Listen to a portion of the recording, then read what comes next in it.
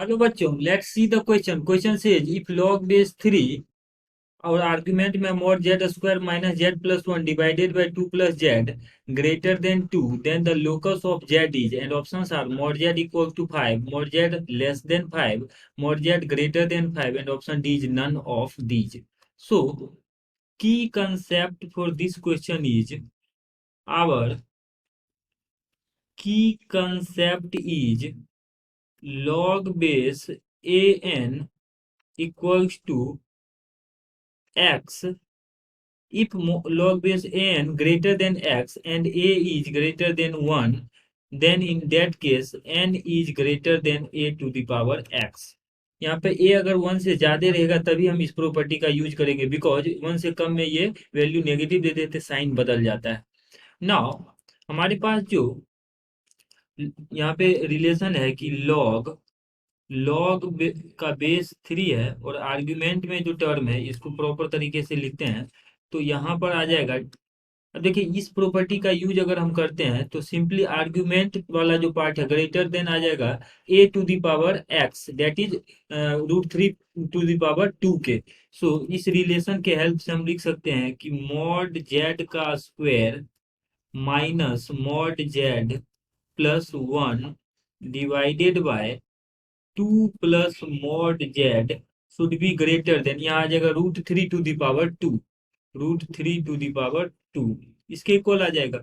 अब इसको सिंप्लीफाई करते दिया जाएगा mod z square minus mod z plus 1 divided by 2 plus mod Z is greater than √2 का स्क्वायर √3 का स्क्वायर 3। अब क्रॉस मल्टीप्लीकेशन कर लेते हैं तो यहाँ से वैल्यू आ जाएगा मॉड जेड स्क्वायर माइनस का mod z plus 1 greater than 2 into 3, that is 6 plus 3 into mod of Z, ऐसा। अब इसको अगर हम और सिंप्लीफाई करें तो इसका वैल्यू आ जाएगा हमारे पास मॉड जेड स्क्वायर माइनस का 4 इंटू मॉड जेड, माइनस का 4 इंटू मॉड जेड, और ये इस तरफ आके बन जाएगा माइनस का 5 ग्रेटर देन 0।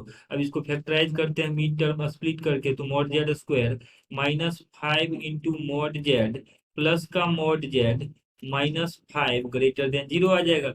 इन दोनों में हम क्या करते हैं, मॉड जेड कॉमन कर लेते हैं, तो मॉड जेड जब कॉमन करेंगे तो ये आ जाएगा हमारे पास मॉड जेड माइनस 5 यहाँ से, और यहाँ से हम यहाँ प्लस 1 कॉमन कर लेते तो ये आ जाएगा अगेन मॉड जेड माइनस 5 के इक्वल ग्रेटर देन 0। यहाँ पे हमने मॉड जेड जो है कॉमन किया है तो mod Z into mod z minus 5 plus 1 into mod z minus 5 greater than 0। अब यहाँ से अगर हम फर्दर क्या करते हैं, मॉड जेड कॉमन कर लेते हैं, मॉड जेड माइनस 5, सो मॉड जेड माइनस 5 इंटू, तो यहाँ पर जो टर्म था वो बचेगा मॉड जेड प्लस 1, तो this will become mod of Z plus 1 greater than 0। यहाँ magnitude of Z, complex number Z जो है उसका मैग्नीट्यूड मॉड जेड रिप्रेजेंट कर रहा है। अब देखिए, ये मैग्नीट्यूड हमेशा पॉजिटिव होता है और प्लस में 1, तो ये जो टर्म है ऑलवेज पॉजिटिव है, तो इस टर्म से हम दोनों तरफ डिवाइड कर सकते हैं। सिंपली हम लिख सकते हैं मॉड ऑफ, तो देयरफॉर यहाँ पे मॉड जेड माइनस 5 था, so therefore we can write mod z minus 5 is greater than 0, because इस टर्म से जब डिवाइड करेंगे तो यहाँ पे mod z माइनस 5 बचेगा और greater than 0 divided by this term will be 0।